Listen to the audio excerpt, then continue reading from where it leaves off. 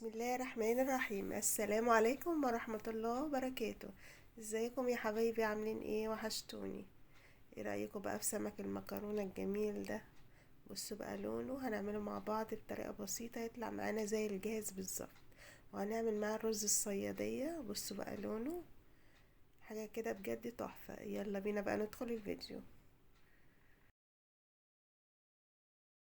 ده بقى التتبيلة الخطيرة بتاعت السمك. معانا هنا طماطم، ومعانا فلفل سبايسي، وجزر، وشرايح ليمون، ومعانا هنا خل، ومعانا التوابل: كمون، بابريكا، فلفل اسود، شطة، ومعانا الثوم. هننزل في الكبة بقى كده بكل حاجة.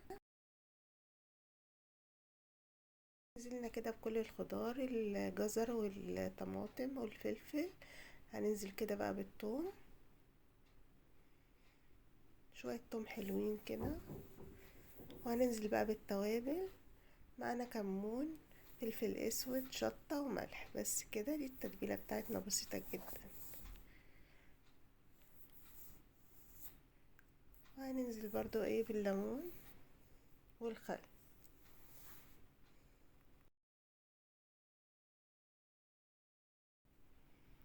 وهننزل بعصير الليمون ونضربهم بقى في الكبة مع بعض.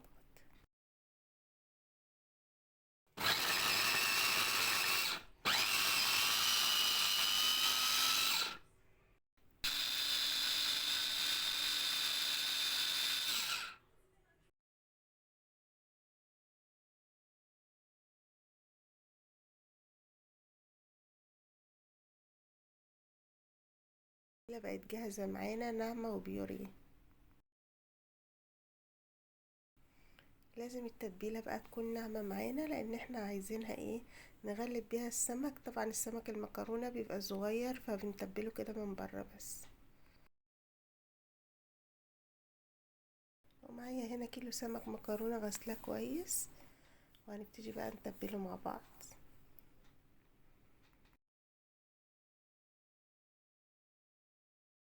هننزل بقى بالتتبيلة بتاعتنا. ولازم التتبيلة تكون ايه؟ سايلة كده شوية يا حبايبي، لان انتوا عارفين طبعا السمك المكرونة ده بيبقى صغير. هنقلب بقى كده عشان التتبيلة تدخل في كل مكان. اللي وصل معانا هنا بقى ما ينساش اللايك يا حبايبي. هنسيبه بقى في التتبيلة كده شوية لمدة ساعة ولا حاجة يشرب من التتبيلة، وبعدين نغلفه مع بعض. وهنقلب في البصلة كده لغاية ما تاخد معانا لون حلو. اهم حاجة بقى الخطوة دي: البصلة تاخد معانا لون عشان الرز يطلع لونه جميل. رز الصيادية هنفضل نحمر فيها كده لغاية ما ناخد بقى اللون الغامق. لسه كده معانا شوية.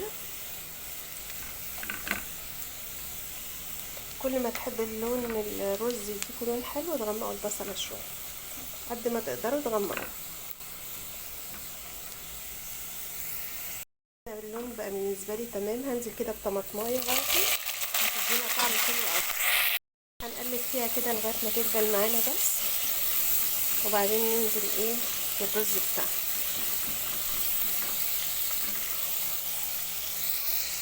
ننزل بقى بشريحتين فلفل، وده اختياري بس بيدينا طعم حلو جدا. بس كده تمام.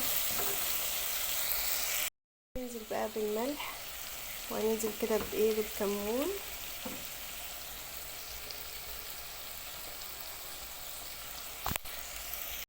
هننزل بقى بالمية السخنة ونسيبها ايه تغلي شوية عشان يدينا بقى لون الرز الصيادية الجميل.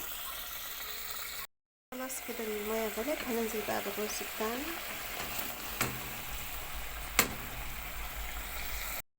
هنقلبه بقى كده، ومش هنكتر له المية قوي عشان يطلع ايه متفلفل معانا وجميل. بس كده هنغطي عليه ونشوفه مع بعض. وبصوا بقى الرز الصيادية بقى، وبصوا جماله ولونه وريحته تجنن. بصوا ما شاء الله. هنسيبه شوية يتشرب كمان. كده خلاص الرز بتاعنا اتشرب. بصوا مفلفل بقى وتحفة. كل رزاية بصوا مفلفلة. ومعانا بقى الدقيق بتاعنا، حطينا عليه معلقتين نشا، ونبتدي بقى نكفر السمك بتاعنا. واهم حاجة ما تنسوش معلقة الكركم اللي بتدينا لون حلو جدا للسمك. ننزل بقى بالسمك بتاعنا في الزيت. بصوا بقى، هيدينا لون جميل جدا عشان سنة الكركم اللي احنا حطيناها دي بتخلي السمك لونه ذهبي وجميل زي الجبس. بصوا بقى الجمال، تحفة بجد. الجمال ولونه ما شاء الله. هنبتدي كده بقى نقلبهم.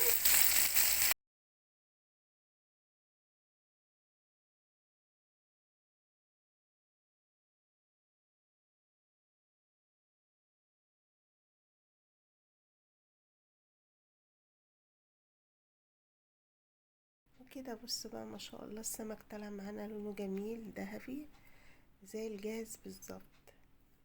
بخطوة واحدة بس هيطلع معاكي السمك مقرمش وجميل جدا، ويكون لونه زي الجاهز كده يا حبايبي. ولو عجبكم بقى السمك الجميل ورز الصيادية ده،